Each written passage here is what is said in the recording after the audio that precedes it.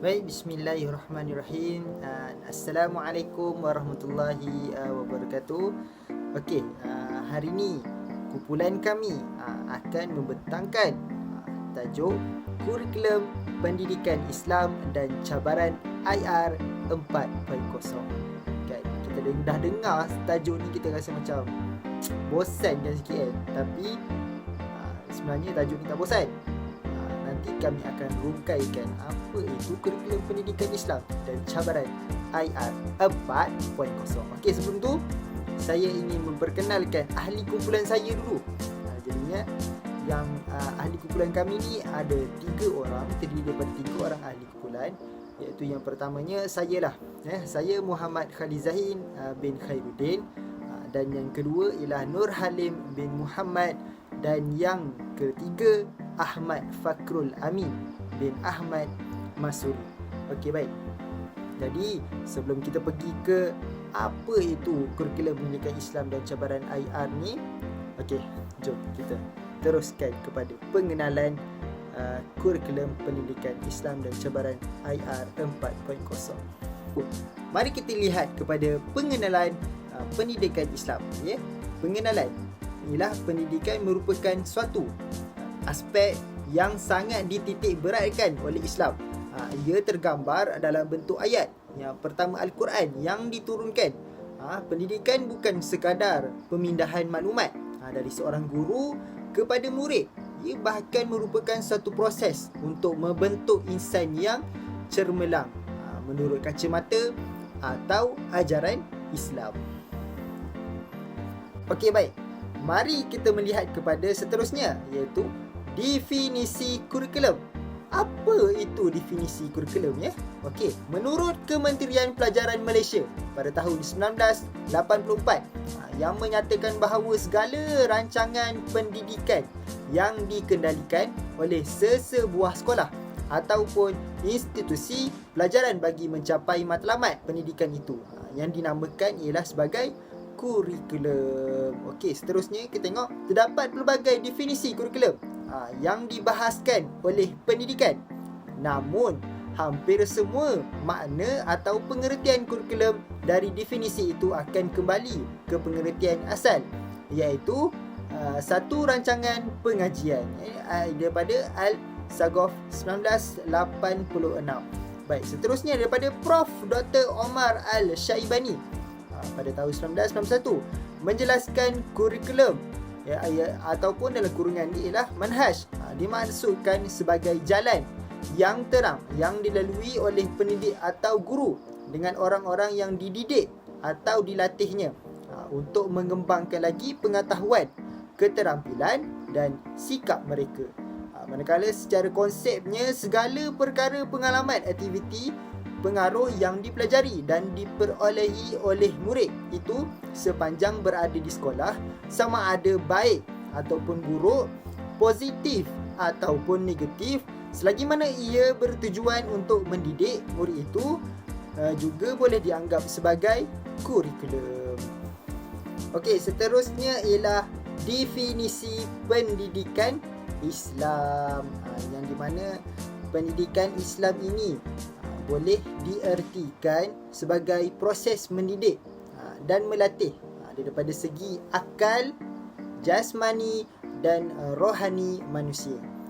Ia berasaskan nilai-nilai Islamiah yang bersumberkan Al-Quran dan sunnah Rasulullah sallallahu alaihi wasallam. Kenapa? Bagi melahirkan insan yang bertakwa dan mengabdikan diri kepada Allah semata-mata, daripada Abdul Halim Al-Muhammadi 1984.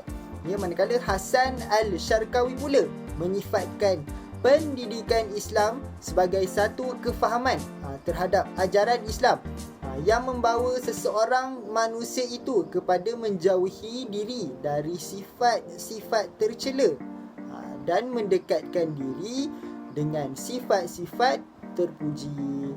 Okey, menurut Hasan Linggulung 1991, pendidikan Islam juga boleh dikatakan sebagai satu sistem pendidikan di mana ia merangkumi semua aspek Dia merangkumi semua aspek, bermula daripada pendidikan, daripada seorang guru.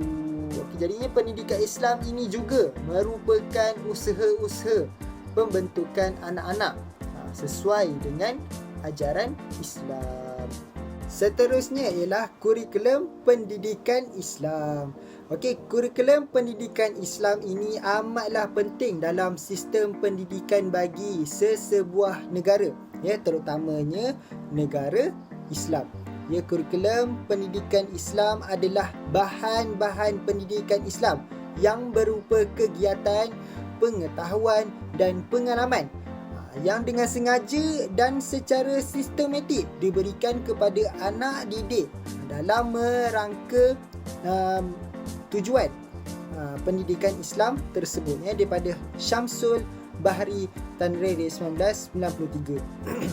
Hal ini kerana murid akan mempelajari dan mendapat segala maklumat ataupun pengalaman daripada aktiviti dan bahan sepanjang pembelajaran di sekolah dengan secara sistematik mengikut usia, kesesuaian dan kemampuan murid tersebut. Jadinya menurut Barni 2017 yang menyatakan bahawa kurikulum pendidikan Islam juga merangkumi dimensi pembangunan dan bermanfaat bagi individu dan masyarakat untuk menjadikan masyarakat lebih dekat dengan Allah Subhanahu Wa Taala.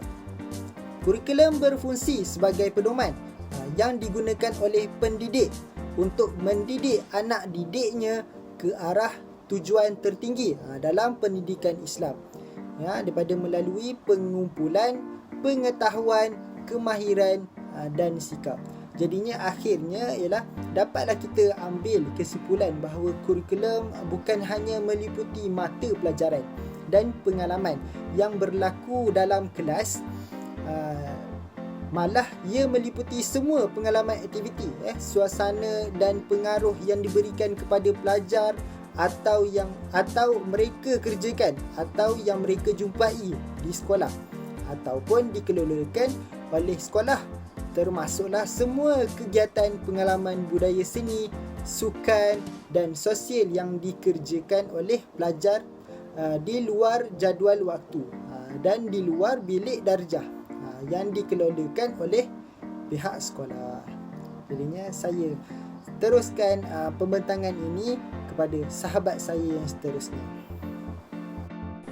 Assalamualaikum warahmatullahi wabarakatuh.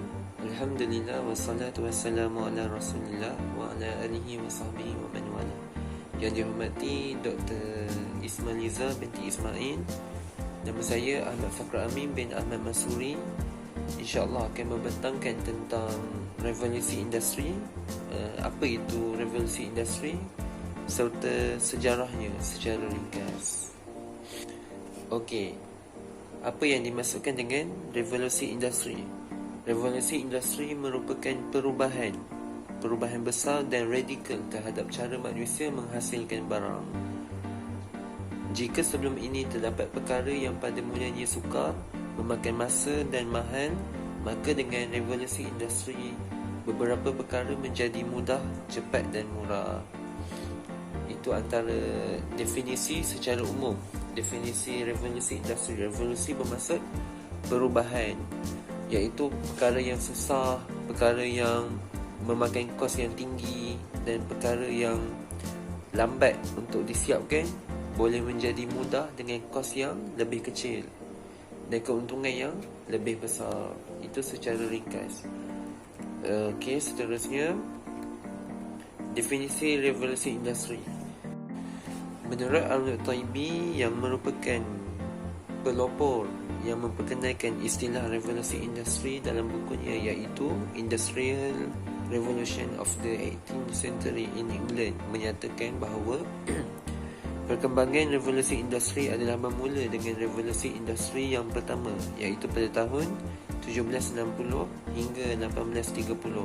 Revolusi industri yang kedua bermula pada tahun 1870 hingga 1914. Revolusi industri yang ketiga atau dikenali sebagai revolusi digital yang bermula pada tahun 1950-an. Dan akhir sekali yang latest, iaitu revolusi industri keempat atau dikenali Internet of Things, IoT.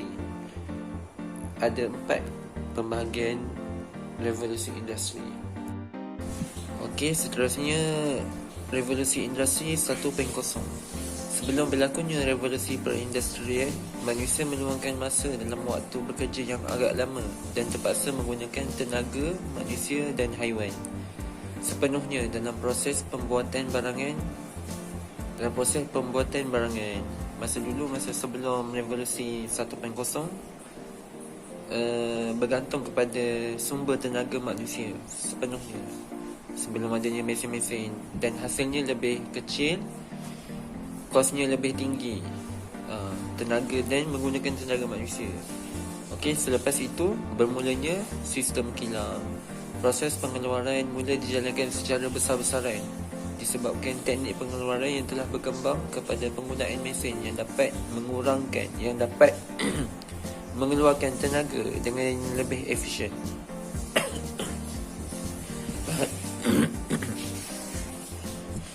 Okey, penghasilan produk ciptaan manusia pada revolusi industri 1.0 ni adalah seperti kenderaan, jentera dan mesin. Kesemua ini kesan daripada revolusi perindustrian. Sebagai contoh, penggunaan mesin berkuat kuasa warp ini bermula di England, kemudian telah mula tersebar di tanah besar Eropah. Secara umumnya, revolusi perindustrian bermaksud pertukaran kegiatan ekonomi dan kegiatan yang bergantung sepenuhnya kepada tenaga manusia kepada sesuatu yang telah dilakukan oleh mesin. Itu secara umum lah untuk 1.0, revolusi industri 1.0. Okey, seterusnya revolusi 2.0. Perkembangan IR 2.0 berlaku seiring dengan kemajuan dalam bidang sains dan teknologi. Pada revolusi 1.0 hanya mesin-mesin yang setakat yang biasa sahajalah, masih memerlukan juga sumber tenaga manusia untuk mengawal mesin-mesin, bukan sepenuhnya automasi. Tetapi untuk revolusi industri 2.0, dia mulalah masuk dalam bidang sektor sains dan teknologi. Pada tahun 1880, bilangan bangunan kapal serta landasan kereta api mula meningkat hasil daripada penggunaan keluli sebagai rel kereta api. Okey, itu untuk revolusi 2.0. Seterusnya revolusi industri 3.0. Revolusi digital. Okey, untuk revolusi industri 3.0 ni mula masuk dalam bidang teknologi. Dah masuk dah. Okey, 2.0 dah masuk dah bidang teknologi. Tapi revolusi industri 3.0 lebih advance. Kemajuan teknologi maklumat dan komputer sebagai salah satu tonggak utama. Mulalah pada era ini dimulakan telah dicipta komputer yang sangat memudahkan urusan manusia. Meluas macam-macam bidang lah. Penggunaan bila dicipta mesin tu, maksudnya penggunaan dia tu lebih meluas lah. Contohnya macam kereta kan, pada mula-mulanya hanya sekadar kereta. Lepas tu zaman penggunaan wap air, revolusi industri kedua, mula dah ada sistem kilang. Okey, tapi masih tak berapa maju lagi. Tapi 3.0 ni mula menggunakan teknologi dalam industri tersebut. Lebih laju lah, penghasilannya lebih laju dan kosnya lebih rendah. Okey, dan taraf hidup manusia, keuntungan tu lebih besar, jadi meningkatkan taraf hidup masyarakat. Okey, pada pertengahan tahun 90-an, hasil penciptaan jaringan internet pada tahun 90-an telah mulanya adanya internet telah menjadi tonggak utama perubahan menerusi perkembangan sistem satelit yang telah dihasilkan dan juga jaringan perhubungan yang lain seperti telefon, fiber optik, serta teknologi yang tanpa wireless. Okey, pada zaman 90-an itu mula wujudnya internet. Bila adanya internet, zaman lebih berubah lah. Sistem digital ni lebih mudah dan lebih laju, lebih ringkas, lebih cepat dan sebagainya. Kemajuan daripada aspek sosial dalam masyarakat turut mengalami perubahan contohnya dalam bidang fotografi, penerbitan, perfilman. Sebelum tu dah ada, tapi pada zaman adanya internet jauh lebih canggih. Muzik dan aplikasi yang memungkinkan seluruh negara mengalami jaringan teknologi tersebut sehingga mampu mewujudkan dunia tanpa sepadan. Maknanya kalau kita duduk di Malaysia, maksudnya kita bukan hanya tahu apa yang di Malaysia. Dengan adanya internet, dunia luar pun kita boleh tahu juga. Perubahan budaya, perubahan lagu-lagu, muzik-muzik dan sebagainya. Okey, seterusnya revolusi industri 4.0. Revolusi industri 4.0 tidak hanya mengenai mesin teknologi dan sesebuah sistem, tetapi juga meliputi daripada aspek yang lebih luas seperti gabungan fizikal, digital dan biologi seperti nanoteknologi, bioteknik, teknologi robotik, kenderaan automasi, kenderaan yang tanpa penumpang pun boleh. Revolusi 4.0. Okey, hasil daripada Internet of Things, penggunaan peranti pintar juga dan perkomputeran, telefon pintar dan komputer. Maksudnya ni pada zaman 3.0, pada revolusi industri 3.0, internet sudah mula ada, tetapi pada revolusi industri yang latest ni, pembaharuan dalam internet tersebut, seperti wujudnya sistem cloud, boleh simpan data dalam cloud macam Google Drive ke, dan lain-lain lagi lah, Dropbox. Maksudnya kita boleh simpan data kita dalam cloud, sistem cloud, dan boleh diakses, dibuka di mana-mana sahaja, guna peranti apa pun kan, guna smartphone boleh, guna laptop, guna komputer, di mana-mana sahaja boleh akses. Pembinaan online, sistem lebih canggih lah pada industri 4.0, ada banyak lah kan, tempat jual beli, Lazada, Shopee dan sebagainya. Boleh beli barang dari China pun boleh. Semua satu dunia turut berkembang. Dan juga bisnes boleh automasi. Contohnya kita buat website, lepas tu bila pelanggan beli dalam website tu, kalau barang yang digital, automasi, barang yang sampai. Maknanya kita hanya perlu adakan website dan ada kod dia lah kan, ada, kita automasikan perniagaan kita. Maknanya bila ada orang beli kan, dia bayar online, lepas tu terus barang tu sampai, barang digital tu sampai kepada penerima, email, sebab ada email penerima ataupun drive dan sebagainya untuk sistem ni lah. Okey, hanya perlu sekali-sekala sahaja untuk monitor. Contoh dalam pasaran saham, wujudnya robotik, sudah ada pada zaman sekarang ni, sudah ada robotik, sistem robot dalam internet tu. Contoh jual beli saham kan, Bitcoin, maksudnya boleh kita automasikan robot yang beli dan jual. Kita cuma monitor lah mana yang kita nak letak dalam, pilih risiko yang lebih tinggi ke, sederhana ke, dan lebih rendah ke, biar robot yang buat. Sudah ada dalam revolusi industri 4.0. Banyaklah dalam bidang perniagaan, dalam bidang pelaburan, dalam bidang segalanya lah pada zaman sekarang.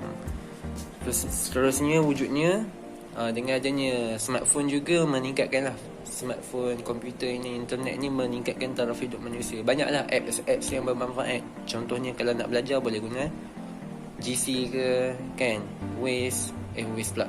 Nak belajar boleh guna GC ke ataupun Google Meet, ataupun Zoom online. Lebih jimat masa dan kos.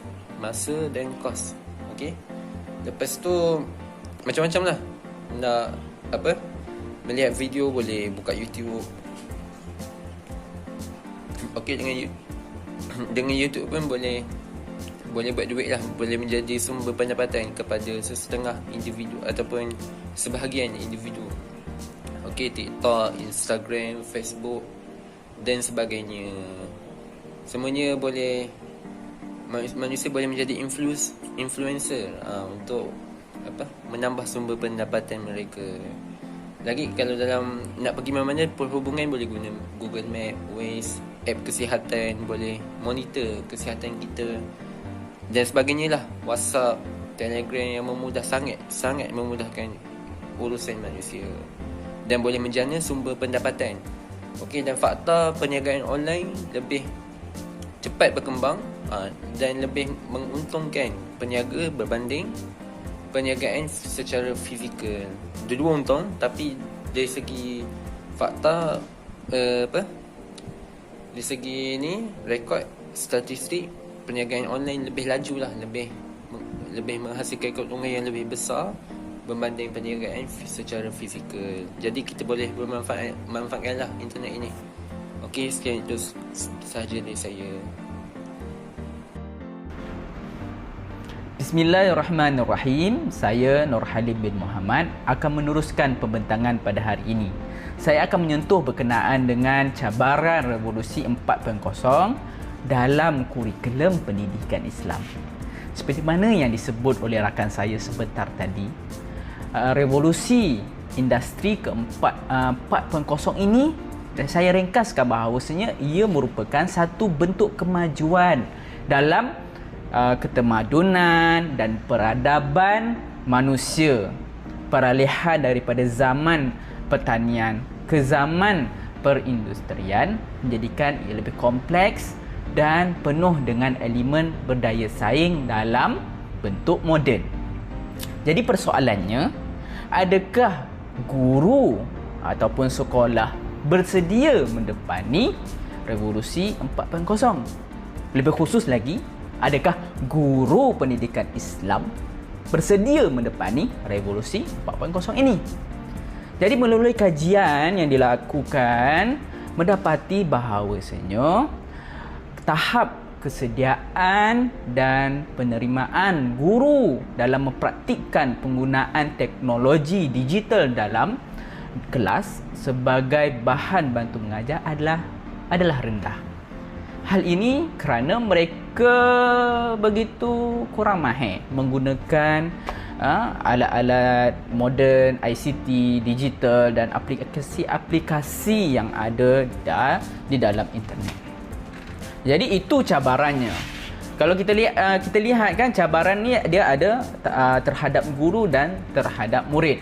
Jadi terhadap guru, cabaran terhadap guru yang pertama adalah guru lebih memikirkan kaedah bersesuaian dalam mengajar pendidikan Islam dengan cara yang baharu. Jadi pelajar-pelajar tidak lagi seperti zaman-zaman dahulu yang di mana hanya disuap-suap sahaja dengan ilmu dan menerima sahaja apa yang dilontarkan oleh guru. Sekarang ini pelajar telah terdedah dengan aplikasi-aplikasi, terdedah dengan perkara-perkara yang moden. Jadi perlulah guru-guru itu mengikut peredaran zaman dalam aktiviti-aktiviti yang dijalankan di dalam kelas. Yang keduanya, kandungan maklumat agama di internet terlalu terbuka dan bebas tanpa tapisan serta boleh dilakukan oleh sesiapa sahaja tanpa melihat latar belakang seseorang. Jadi sumber yang kita nak cari di internet itu bebas kita nak cari, tapi adakah sumber itu benar ataupun tidak? Jadi tidak ada batasan di situ. Dan itulah cabarannya. Mungkin guru hendak mengambil maklumat di internet, akan tetapi sumber tersebut mungkin sahaja daripada sumber yang tidak sahih.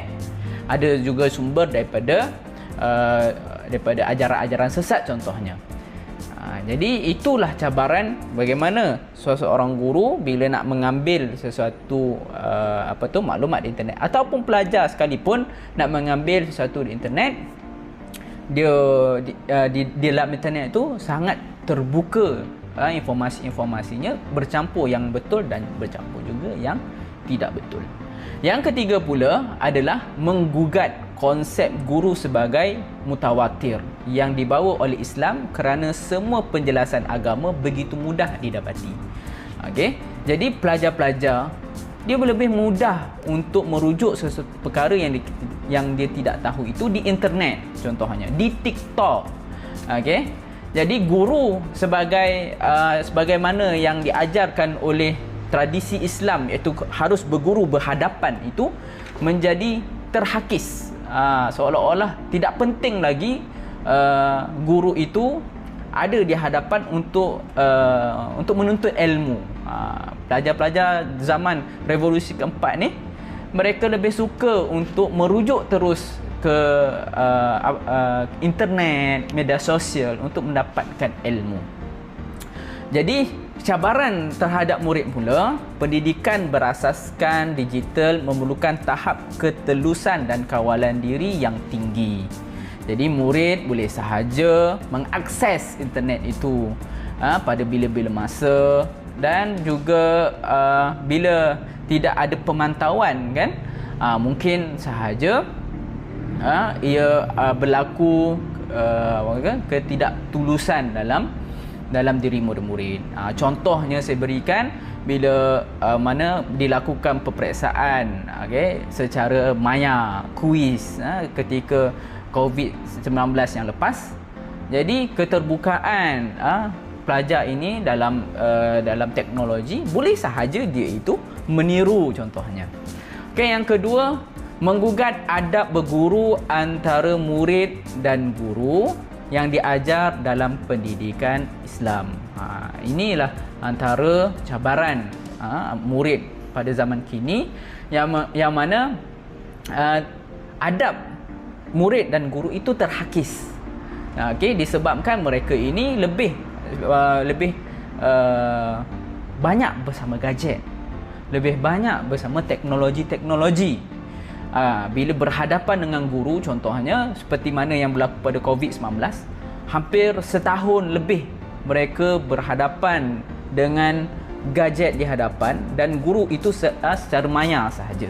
Bila masuk kembali ke sekolah secara face to face, inilah cabaran dia.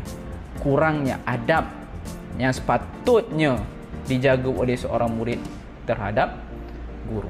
Yang ketiga, perbezaan tahap penerimaan pembelajaran murid adalah berbeza. Kita tengok bagaimanakah cara untuk mengatasi revolusi industri 4.0 dalam pendidikan Islam. Jadi, guru pendidikan Islam perlulah mempersiapkan diri dengan pelbagai kemahiran teknologi dan mengaplikasikan teknologi itu di dalam bilik darjah, supaya pengajaran dan pembelajaran yang dilaksanakan itu menarik dan membuatkan pelajar tidak bosan. Yang kedua, guru perlu menapis segala maklumat yang ingin dikongsikan kepada murid. Bila guru mendapat maklumat daripada internet, pastikan maklumat itu sahih dahulu sebelum disampaikan kepada pelajar. Yang ketiga, bahan bantu mengajar yang disediakan oleh guru mestilah bersifat moden dan sesuai dengan kecenderungan murid bagi menarik minat untuk mengikuti sesi pengajaran dan pembelajaran. Jadi murid sekarang dia suka contohnya TikTok, dia suka benda yang ada video, yang ada visual di hadapan mereka, maka guru kena ambil itu sebagai cara ataupun teknik untuk sesi pengajaran. Nombor 4, murid perlu diawasi dengan lebih ketat oleh ibu bapa dan guru. Seperti contohnya, mereka masing-masing dah ada telefon. Jadi perlu pemantauan supaya mereka menggunakan dengan cara yang betul dan tidak melakukan kesalahan-kesalahan. Yang kelima, murid perlu mengerti bahawa fahaman pendidikan yang berteraskan Islam adalah berkonsepkan kepada pendidikan iman, moral dan budi pekerti yang tinggi. Jadi kena terapkan kepada murid tentang fahaman pendidikan Islam ini bagaimana. Bagaimanakah adabnya, apakah tujuannya. Okey. Baiklah, kesimpulan boleh yang saya lakukan bahawasanya revolusi industri 4.0 ini memberi impak yang besar terhadap negara, khususnya dalam kurikulum pendidikan Islam. Perubahan yang dibawa ini memberi kesan yang baik terhadap kurikulum pendidikan Islam. Ia perlu dihadapi dengan terbuka dan guru harus bersikap positif dalam setiap pembaharuan yang dibawa. Segala kemudahan dan teknologi boleh dijadikan salah satu alternatif dalam mengembangkan pendidikan, khususnya pendidikan Islam. Jadi pengajaran pendidikan Islam haruslah merentasi kurikulum serta mengintegrasikan teknologi dalam pendidikan supaya pelajar bersedia menghadapi cabaran era digital revolusi industri 4.0. Perubahan dalam pendidikan ini memerlukan komitmen pendidik dalam memastikan transformasi berlaku dalam pengajaran. Dalam memacukan industri ini, kita tidak seharusnya meninggalkan nilai-nilai Islam serta akhlak dan adab yang diajar oleh Rasulullah SAW kerana ia merupakan jati diri seorang Muslim yang perlu dipelihara. Setakat itu sahaja daripada kami. Terima kasih. Assalamualaikum warahmatullahi taala wabarakatuh.